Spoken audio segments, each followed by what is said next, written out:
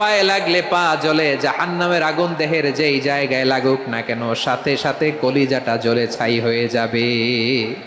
নারুল্লাহিল মুকাদা আল্লাতী তাত্তালিউ আলাল আফইদা। জাহান্নামের আগুন গায়ে লাগলে আপনার কলিজা পুড়ে ছাই হয়ে যাবে।